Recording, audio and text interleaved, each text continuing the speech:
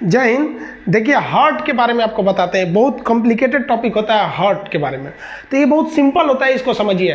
Heart के बारे में, हार्ट जो होता है ना, दिल, वो 300 ग्राम का होता है और बाईं ओर होता है, दिल के एकदम बीचों बीच में नहीं होता है, हल्का लेफ्ट साइड में होता है हार्ट। हार्ट के में कमरे होते हैं, उन कमरों को चैम्बर कहते हैं, जिसमें 4 चैम्बर होते हैं। अभी पहले चैम्बर हटाइए। हार्ट का जैसे ये, इसमें आपको 2 चैम्बर दिख रहे हैं, एक ऊपर एक नीचे। इसमें भी आपको 3 चैम्बर दिख रहा है, 1 2 3। इसमें बताइए कितने चैम्बर हैं? 4। 1 2 3 4। आप चैम्बर को देखिएगा तो चैम्बर को 2 भाग में बांट सकते हैं। हार्ट के चैम्बर को 2 भाग में बांट सकते हैं, अपर चैम्बर और लोअर चैम्बर। अपर चैम्बर को अलिंद, इंग्लिश में एट्रियम कहते हैं। लोअर चैम्बर को निलय, इंग्लिश में वेंट्रिकल कहते हैं। तो नीचे का चैम्बर हो गया निलय और ऊपर का चैम्बर हो गया अलिंद यानी एट्रियम हो गया। समझ में आया आपको? अब इनका मेन फंक्शन समझिए। ऊपर के अलिंद यानी एट्रियम का काम केवल ब्लड को रिसीव कर लेना, यहाँ लिख दिए रिसीव, हालांकि पीडीएफ हम डाल देंगे डिस्क्रिप्शन में, आप देख लीजिएगा उसमें। तो जो ब्लड आ रहा है उसको रिसीव करने का काम कौन करता है? अलिंद यानी एट्रियम कहता है। यानी ब्लड ऊपर से बस इसमें आ गया, और जो नीचे का पार्ट है निलय ना, ये पंप करता है। ब्लड को पंप करने का काम कौन करता है? निलय यानी निलय। अब आपसे यही एक क्वेश्चन बन देता है कि हार्ट की मांसपेशियां कहां पर अधिक मजबूत होती हैं, अलिंद में कि निलय में? ये बताइए। तो केवल रिसीव किया और इसको दे दिया, और ये ना मारा पूरा पंप किया, तो पंप करने के लिए क्या होता है? मतलब मजबूत होता है। तो निलय की मांसपेशियां मजबूत होती हैं। अब मछली में जो चैम्बर होता है वो 2 होता है, ऊपर का एक अलिंद और एक निलय। उभयचर यानी मेढक जो जमीन और पानी दोनों पे रह सकता है, और सरीसृप रेंगने वाले जीव, उनमें चैम्बर 3 होते हैं। अब आप बताइए अलिंद की संख्या कितनी होगी? 2, 1 2, और निलय की संख्या 1। अलिंद में भी 2 अलिंद, इस साइड में दाहिना अलिंद, इस साइड में बायां अलिंद, यानी लेफ्ट आर्ट्रिकल एट्रियम और राइट एट्रियम और लेफ्ट एट्रियम। और निलय तो एक ही है, ये तो लेफ्ट राइट क्या होगा? स्तनधारी जिसमें मानव आते हैं। पक्षी यानी एबीज, यानी मैमल्स और एबीज, इसमें हार्ट कितने चैम्बर का होता है? 4 चैम्बर का। अपर चैम्बर, लोअर चैम्बर। अपर चैम्बर को क्या कहते हैं? एट्रियम यानी अलिंद। कैठो अलिंद? 2, दाहिना अलिंद, बायां अलिंद, यानी right atrium, left atrium. Ventricle भी कितने? 2, राइट वेंट्रिकल्स और लेफ्ट वेंट्रिकल्स। समझ में आ गया आप लोग को? इतने में कोई दिक्कत नहीं है। ये मानव का है। ये मेन फिगर हम बना के समझते हैं, और ताकि आपको अच्छे से समझ में आ जाएगा। ये मेन, ये तो हम समझने के लिए बना दिए हैं। हार्ट किधर होगा? लेफ्ट साइड में होगा। उसको नापने के लिए स्टेथोस्कोप आला का प्रयोग करते हैं। जो क्लास के स्टूडेंट होंगे आपको पता होगा ये किसका आला है, आइडिया लगा ही सकते हैं किसका है, मंगा लिए हम वहाँ से। तो इससे हम लोग क्या नापते हैं? हार्ट में हार्ट बीट ठीक ठाक चल रहा है कि नहीं, ये लेफ्ट साइड में होता है। तो इसका आप स्क्रीनशॉट लीजिए, फिर हम हार्ट के बारे में आपको पढ़ाते हैं। देखिए हार्ट हम बनाने का तरीका समझते हैं, हार्ट बनता कैसा है। तो इसके लिए एक सिंपल तरीका है। एक हम सबसे पहले निलय बनाता है, ये हो गया आपका लेफ्ट साइड का, ये वाला हिस्सा जो होता है ये लेफ्ट होता है, ये लेफ्ट हो गया, और इधर के हिस्सा हो गया ये राइट होता है। तो ये हम लिख देते हैं राइट। तो ये राइट हो गया और ये वाला हिस्सा हो गया लेफ्ट। अब देखिए, तो ये एक बाएं, ये हम यहाँ पे एक निलय बना देते हैं, सेम साइज का बनेगा दोनों निलय। देखिए ध्यान से। अब ये एक हो गया,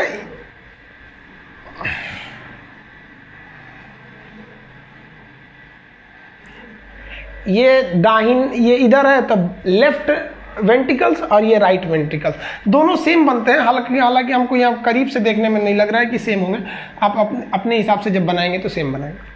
ये जो बायां निलय होता है ये मोटा होता है, इसकी जो परत होती है ये काफ़ी मोटी होती है, और वही ये जो दाहिना निलय होता है इसकी परत पतली होती है, जिस वजह से ये हार्ट लगता है कि झुका हुआ है।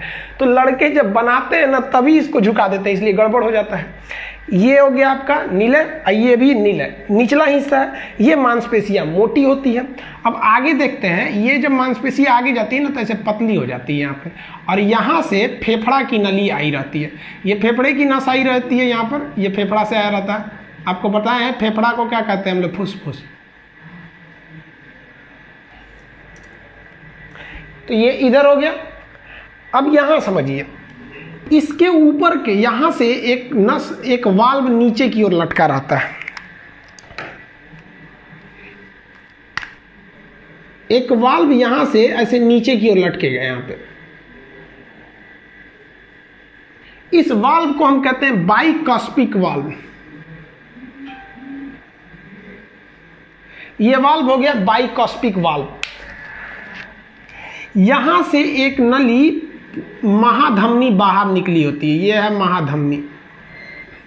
इसमें जो वाल्व होता है ना, ये वाल्व इस तरह से होता है।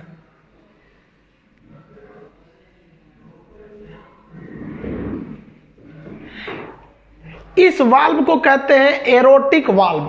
ये क्या चीज है? एरोटा है।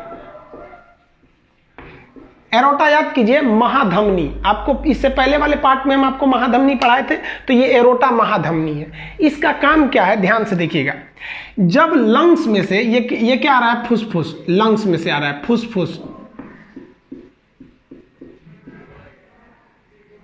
लंग्स एक शरीर का पार्ट है। वह नस जो शरीर के पार्ट से आती है उसे हम क्या कहते हैं? सीरा कहते हैं। तो ये फुसफुस सीरा हो गया। तो ये क्या हो गया? फुसफुस सीरा। फेफड़े से जब ब्लड आता है तो आप बताइए, ये तो इधर गिरेगा और वापस इस रास्ते से ये जा नहीं पाता है, इस रास्ते से ये जा नहीं पाएगा। तो ये एक वाल्व का काम करता है, वापस नहीं जा पाता है, अतः ये वाल्व का काम करता है। तो इस वाल्व को हम कहते हैं बाइकास्पिड वाल्व। क्या कहेंगे? बाइकास्पिड वाल्व कहते हैं। और ये जो वाल्व है, ये कहाँ जा रहा है? ये नस पूरे शरीर में ब्लड को लेके जा रहा है, पूरे शरीर में। अब ये भी जरूरी है कि ये वापस ना गिर जाए। तो देखिए, ये वापस गिरेगा तो ये वाला बंद हो जाएगा, और ये ऊपर जाएगा तो ये वाला बंद हो जाएगा। तो ये महाधमनी में जा रहा है, इसलिए इसे कहते हैं एरोटिक वाल्व। और ये नीले में जा रहा है, इसे कहते हैं हम लोग बाइकास्पिड वाल्व। अब ऐसे ही फिगर इधर भी बनेगा। देखिए, अब शरीर में ब्लड कैसे आएगा? यहां से महाधमनी से ब्लड आता है, महाधमनी से ब्लड चला आता है शरीर में। महाधमनी को हम लोग क्या कहते हैं? Vena cava. Vena cava. Vena cava को हम क्या कहते हैं? सॉरी, महाशिरा। वेना कावा को क्या कहेंगे? महाशिरा। ये शरीर से ब्लड को लेकर आता है, और ये क्या करता है? ये जो ब्लड यहां से ले आएगा तो ये ब्लड तो अलिंद में पहुंचेगा, ऊपरी भाग अलिंद में। तो अलिंद से ब्लड को नीचे गिराने के लिए एक यहाँ वाल्व रहता है, ताकि ये ब्लड को नीचे गिरा सके। तो यहाँ नीचे गिराने के लिए एक वाल्व लगा रहता है। तो इस साइड के वाल्व को हम कहते हैं ट्राइकास्पिड। इसको कहते हैं बाइकास्पिड, ये इधर गिराता है। ट्राइकास्पिड, ये इधर गिराता है। अब ये जो ब्लड आया है, इसको वापस फेंकना है, पंप करना है। तो इसको पंप करने के लिए एक अलग से नली होती है, ये नली अलग से हो गई।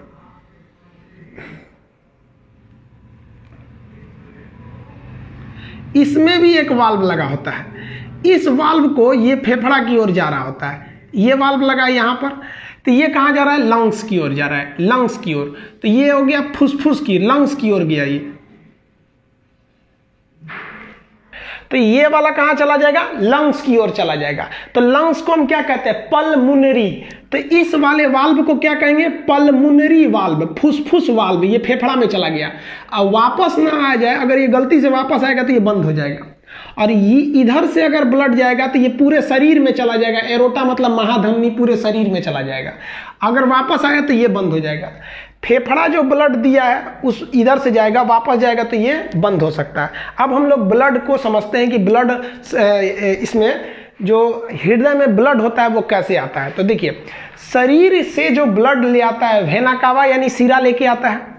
इस ब्लड में ऑक्सीजन नहीं होता है। जिस ब्लड में ऑक्सीजन नहीं होता है उसे हम लोग ब्लू कलर से दिखाते हैं, नीले रंग से। तो चलिए हम नीले रंग के मार्कर का प्रयोग कर रहे हैं। इधर से ब्लड आया, इधर से भी ब्लड आया। अब आप बताइए, इस ब्लड को जाने का केवल एक ही रास्ता कि यहां से ब्लड आ जाएगा इसमें। क्या ये ब्लड वापस जा पाएगा? नहीं जा पाएगा। ये वाला वाल्व बंद हो जाएगा ऊपर जाते समय। इस वाल्व को कहते हैं ट्राइकास्पिड वाल्व। अब ये ब्लड जैसे नीचे आएगा, आपको पता है निचले भाग को हम क्या कहते हैं? नीले कहते हैं। ये ब्लड को पंप करेगा, ऊपर क्या करेगा? पंप करता है। पंप करते दौरान जैसे पंप करेगा, ये ट्राइकास्पिड हरा वाला वाल्व बंद हो जाएगा और ये ब्लड सीधा इस रास्ते से चला जाएगा। और इस रास्ते से ये कहां चला जाएगा? फेफड़ा में चला जाएगा, लंग्स में चला जाएगा। और लंग्स में यह ब्लड जाके साफ होगा। कैसे साफ होगा? उसमें ऑक्सीजन मिला दिया जाएगा। जैसे ऑक्सीजन मिलाएंगे वो ब्लड रेड कलर का हो जाएगा, रेडिश हो जाता है। अब वो फेफड़ा में से आएगा वापस इस रास्ते से, इधर से आएगा ब्लड, तो इसमें तो ऑक्सीजन मिला है तो इसको हम रेड कलर से दिखाएंगे। अब बताइए, ये तो आ गया आपका नीले में, सॉरी अलिंद में, किस साइड वाले? लेफ्ट साइड वाले अलिंद में आ गया। जब ये लेफ्ट साइड वाले अलिंद में आएगा तो ये इसको क्या करेगा? नीचे गिरा देगा। जैसे आप देखिए ना, मान लीजिए ये मार्कर है और ये मेरे इस पे है, तो इसको छोड़ेंगे, ऐसे नीचे गिर गया यहाँ पे, क्योंकि वाल्व ये किधर खुल रहा है? नीचे की ओर ये वाल्व खुल रहा है। तो ये वाला जो ब्लड आया है ऑक्सीजनेटेड ब्लड, ये तो वापस किस में गिरेगा? नीले में गिर जाएगा। नीले में गिर गया। नीले में जब ये ब्लड गिरेगा तो नीले का काम क्या है? पंप करना। नीले जब इसको पंप करेगा तो ये कहां जाएगा? आप बताइए। जैसे ये पंप करेगा तो ये वाला रास्ता तो बंद हो जाएगा। अब ये ब्लड किस में जाएगा? इसमें। अब कि ये पंप करेगा तो ये तो चला गया आपका किस में? एरोटा में, महाधमनी में चला गया, एरोटा में। अब मान लीजिए गलती से वापस चलाएगा तो ये वाला वाल्व बंद हो जाएगा। क्या ये फुसफुस का वाल्व है कि एरोटा का है? एरोटा का है, तो इसे हम कहते हैं एरोटिक वाल्व। एरोटिक वाल्व, ये एरोटा यानी महाधमनी। आप याद कीजिए इससे पहले वाला टॉपिक, महाधमनी के बाद धमनी, छोटी धमनी, और उसके बाद क्या थी? केशिका। केशिका के बाद छोटी सिरा, सिरा, महासिरा। महासिरा को क्या कहा गया था? Vena cava.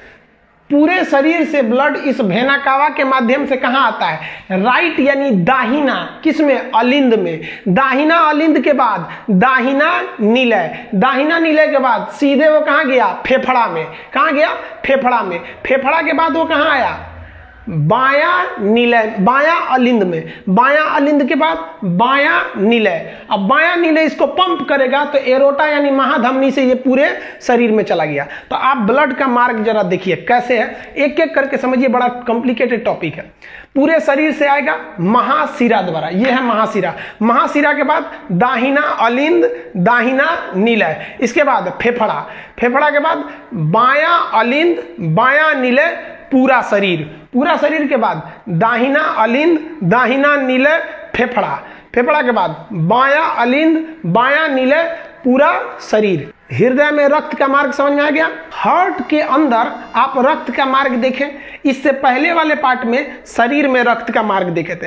अब जरा और डिटेल से चर्चा करते हैं। एक बात बताइए, शरीर से जो ब्लड आएगा वो कहां आएगा? दाहिना अलिंद। कहां गया? दाहिना अलिंद। दाहिना अलिंद के बाद दाहिना नीलय। अब जरा रुकिए, ये वाली जो धमनी है ये तो हृदय से जा रही है इसलिए धमनी होगी, और यह धमनी कहां जा रही है? फेफड़ा में। अतः इसे क्या कहेंगे? फुसफुस धमनी। ये फुसफुस धमनी में जो ब्लड जा रहा है वो शुद्ध थोड़े, देखिए ना, अशुद्ध आया है, अशुद्ध जा रहा है, ये तो शुद्ध होने जा रहा है ना फेफड़ा में। फेफड़ा के बाद आएगा फुसफुस सिरा। हालांकि सिरा में अशुद्ध बहता है लेकिन ये फेफड़ा से आ रहा है इसलिए इस सिरा में शुद्ध बहेगा। ये हम आपको सर्कुलेशन में पढ़ा दिए थे ब्लड में। तो अब ये आप इन नसों को भी शामिल कीजिए। कैसे आएगा बाबू? शरीर से कहाँ आएगा? दाहिना अलिंद, दाहिना नीलय, फुसफुस धमनी। फुसफुस धमनी के बाद फुसफुस। फेफड़ा को क्या कहते हैं? फुसफुस, क्योंकि धीरे धीरे फुसफुस आवाज करता है। तो ये फुसफुस में गया। वापस जब आएगा फुसफुस सिरा, बाया अलिंद, बाया नीलय, बाया नीलय के बाद महाधमनी यानी एरोटा, महाधमनी। समझ में आ गया? तो ये आप समझ में आ गया ब्लड में। तो हम आपको जब हार्ट बता रहे थे, जब धमनी पढ़ा रहे थे, तो आपको बताए थे हार्ट के अंदर 6 हिस्सा होता है, मतलब चेंबर 4 होते हैं लेकिन 6 जगह ब्लड जाएगा। कहाँ कहाँ देखिए तो? दाहिना अलिंद पहला, दाहिना नीलय दूसरा, अब फुसफुस धमनी तीसरा।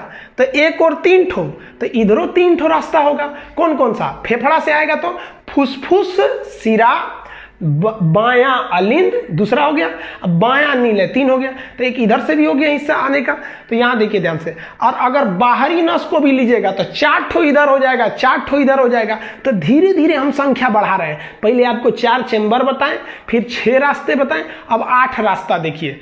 पहला रास्ता महाशिरा, यहां से ब्लड आया, महाशिरा पहला, दाहिना अलिंद दूसरा, दाहिना नीलय तीसरा, अब फुसफुस धमनी चौथा। 4 इधर हो गया, पहुंच गया कहां? फेफड़ा। फेफड़ा कॉमन है, पहुंच गया फेफड़ा में। अब फेफड़ा से आएगा तो इधरों 4 ठो, देखिए कौन कौन, फुसफुस सिरा एगो, बाया अलिंद 2 ठो, बाया नीले 3 ठो और महाधमनी 4 ठो। तो 4 इधर भी हो गया। तो ये धीरे धीरे करके रास्ता आप बढ़ाना पड़ेगा। हार्ट में कितने चेंबर? 4, 1 2 3 4। इस साइड में कितना वाल्व? 2 ठो, इस साइड में भी 2 ठो। तो हार्ट में कितने वाल्व? 4। ये देखिए, ये महाधमनी यानी एरोटा की ओर जा रहा है, तो एरोटिक वाल्व, आइए नीले की ओर खुल रहा है तो इसे कहते हैं बाइकस्पिड, ऐसे कहते हैं ट्राइकस्पिड। आइए फुसफुस की ओर जा रहा है इसलिए पल्मोनरी वाल्व।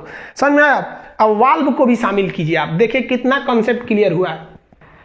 देखिए, आप सभी प्रकार के मार्ग को और सभी प्रकार के वाल्व को शामिल कीजिए। देखिए आपका कॉन्सेप्ट क्लियर है कि नहीं है।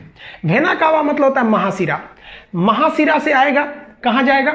महाशिरा, दाहिना अलिंद, उसके बाद कौन से वाल्व को पार करेगा? ट्राइकॉस्पिड वाल्व, दाहिना नीले यानी राइट नीले। अब ये कौन से वाल्व को पार करेगा? पल्मोनरी वाल्व, क्योंकि फेफड़ा में जा रहा है, वाल्व लगाना जरूरी है। पल्मोनरी वाल्व, ये नस का नाम क्या है? फुसफुस धमनी। कहां गया? फेफड़ा में। फेफड़ा से आएगा कहां पर? फुसफुस सिरा। फुसफुस सिरा के बाद बाया अलिंद यानी लेफ्ट एट्रियम। इसके बाद कौन सा वाल्व पार करेगा? ये वाला। इसे कौन सा कहते हैं? डाइकॉस्पिड वाल्व। तो ये हो गया डाइकॉस्पिड वाल्व। कहां आ गया? बाया लेफ्ट वेंट्रिकल्स, बाया नीले। ये पंप करेगा तो कौन से वाल्व को पार करेगा? Aortic valve. एरोटिक मतलब क्या होता है? महाधमनी। इसके बाद कहां गया? ये एरोटा यानी महाधमनी। महाधमनी से पूरे शरीर में फैल गया।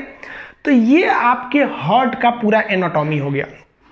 अब समझिए हार्ट के चेंबर कितने? 2। ये दाहिना अलिंद, दाहिना नीले, बाया अलिंद, बाया नीले। चेंबर हो गए 4। क्वेश्चन पूछा था एग्जाम में ना, हार्ट की कितनी परतें होती हैं? तो हार्ट की परत देखिए, ये बाहरी परत को कहते हैं पेरिकार्डियम। कार्डियक मतलब होता है हार्ट। बाहरी परत को कहते हैं पेरिकार्डियम। अंदर वाले को कहते हैं इंडोकार्डियम। अंदर वाला कौन सा परत हो गया? इंडोकार्डियम। तो आंतरिक परत इंडोकार्डियम, बाहरी परत पेरिकार्डियम। बीच की मांसपेशियों को कहते हैं हम लोग मायोकार्डियम। बीच की इन मांसपेशियों को हम लोग क्या कहते हैं? मायोकार्डियम। और मायोकार्डियम, आइए बीच का हिस्सा है, ये जो दोनों भाग को अलग करता है। तो अलग करने के लिए एक तरह का कहिए तो ये हार्ट को 2 भागों में सेपरेट कर देता है। इसलिए इसे हम लोग क्या कहते हैं? सेप्टम कहते हैं। ये 2 भाग में बांट देता है। अतः इस बीच वाले को हम क्या कहते हैं? Cardiac septum. Cardiac septum separate कर देता है, इसलिए इसे क्या कहते हैं? सेप्टम कहते हैं। तो ये सेपरेट कर दिया 2 भाग में। तो हार्ट की कितनी परतें? 3। बाहरी परत पेरिकार्डियम, आंतरिक परत इंडोकार्डियम, बीच के मसल्स को क्या कहते हैं? मायोकार्डियम। तो हार्ट की परतें 3। हार्ट के चेंबर कितने? 4। समझ में आ गया आप लोग को? हार्ट का ये वाला हिस्सा यानी जो दाहिना अलिंद है, ये जो दाहिना अलिंद है, जहां से महाशिरा ब्लड को एंट्री मार रही है, यहां पर एक मसल पाया जाता है, कहते हैं साइनोएट्रियम, SA नोड, वाल्व नहीं, साइनोएट्रियम नोड, SA नोड। ये इलेक्ट्रिक करंट जनरेट करता है और यही इलेक्ट्रिक करंट जनरेट करता है जिससे कि हार्ट क्या करता है? एक तरह से पंप करता है। तो हार्ट को पंप करने के लिए जो इलेक्ट्रिक करंट जनरेट होती है, कहां से होती है? साइनोएट्रियम नोड यानी SA नोड से होती है। जब कभी यह SA नोड खराब हो जाता है, काम नहीं करता है, तो यही इस SA नोड की जगह पे एक करंट जनरेट करने वाला आर्टिफिशियल मशीन लगाया जाता है जिसे हम पेसमेकर कहते हैं। पेसमेकर। तो क्वेश्चन पूछेगा पेसमेकर कहां लगाया जाता है? तो ये दाहिना ऊपर का हिस्सा है तो अलिंद, दाहिना अलिंद यानी राइट एट्रियम पे लगाया जाता है पेसमेकर मशीन ऑपरेशन करके। हार्ट के ऑपरेशन को हम बाईपास सर्जरी कहते हैं। Bypass surgery. और एक टेस्ट होता है हार्ट के लिए, 2 टेस्ट याद रखिएगा, ट्रेड माइल टेस्ट और एक ECG भी बता देंगे आगे। तो ट्रेड माइल टेस्ट होता है। समझ में आया? हार्ट जब पूरी तरह काम नहीं करता है तो एक आदमी का हार्ट निकाल के दूसरे आदमी में लगाया जा सकता है। इस घटना को सबसे पहले क्रिश्चियन बर्नार्ड ने किया था। पहला हार्ट ट्रांसप्लांट करने का काम किसने किया? डॉक्टर क्रिश्चियन बर्नार्ड ने किया था। तो ये पेसमेकर समझ में आ गया। अब जरा ध्यान दीजिए, जैसे नीले क्या करता है, हार्ट को इसे पंप करता है। हार्ट को जब पंप करता है यहाँ पे, तो ये वाला फाटक ऐसे खुलता है। जैसे ये वाला फाटक खुलेगा, हड़हड़ा के ब्लड ऊपर जाएगा, तो ये फाटक खुलते समय एक आवाज आएगी, और जैसे ये फाटक बंद होगा तो उसमें भी एक आवाज आएगी। तो ये देखिए, ऐसे बंद होते समय, खुलते समय ये एक आवाज आती है। इस आवाज को हम कहते हैं लब डब। खुलता है, बंद होता है, तो उसे हम क्या कहते हैं? लब डब। लब डब आला लगाकर डॉक्टर क्या चेक करता है? लब डब की आवाज चेक करता है, ये लब डब की आवाज आ रही है या नहीं आ रही है। दिल जो होता है 1 मिनट में 72 बार धड़कता है। नॉर्मली ये दिल के धड़कने की रेट है 72 बार। अब समझिए, एक क्वेश्चन आया था कि वह कौन सा ऐसा हार्ट का पार्ट है जो ब्लड फेफड़ा में फेंकता है। तो देखिए, राइट वाला जो पार्ट है, राइट वाला, जैसे ये ब्लड आया, ये तो फेफड़ा में फेंक दिया, तो राइट पार्ट ब्लड को कहाँ पंप करता है? फेफड़ा में। और लेफ्ट पार्ट जो है, ये ब्लड को कहाँ पंप करता है? एरोटा यानी महाधमनी द्वारा पूरे शरीर में। चूंकि यह पूरे शरीर में पंप कर रहा है, इसलिए इसको ज्यादा शक्ति की जरूरत है। और ये फेफड़ा को पंप कर रहा है, फेफड़ा तो यही रहता है, इसको कम शक्ति की जरूरत है।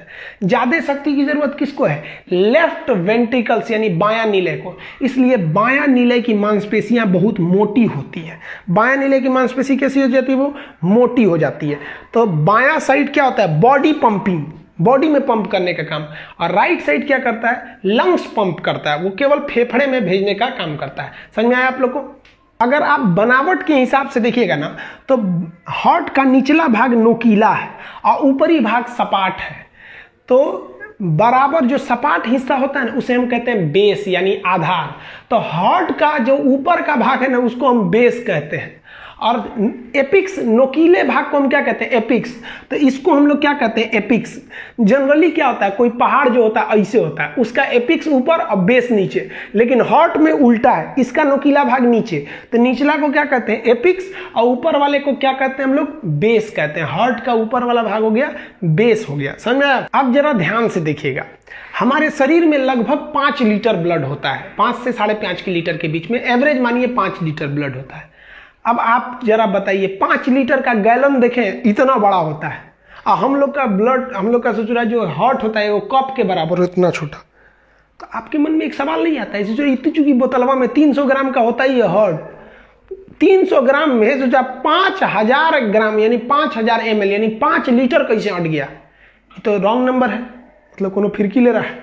नहीं, फिरकी नहीं ले रहा है। समझिए ध्यान से कैसे होता है, एकदम बारीकी से समझिएगा। 1 मिनट में हार्ट जो धड़कता है वो 72 बार धड़कता है। कितनी बार? 72 बार। और जब एक बार हृदय धड़कता है ना, तो केवल 70 ml ब्लड को पंप करता है।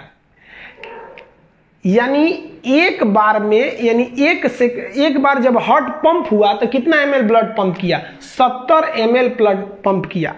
1 मिनट में कितनी बार धड़कता है? 72 बार। यानी 1 मिनट में कितना ब्लड पंप कर दिया होगा?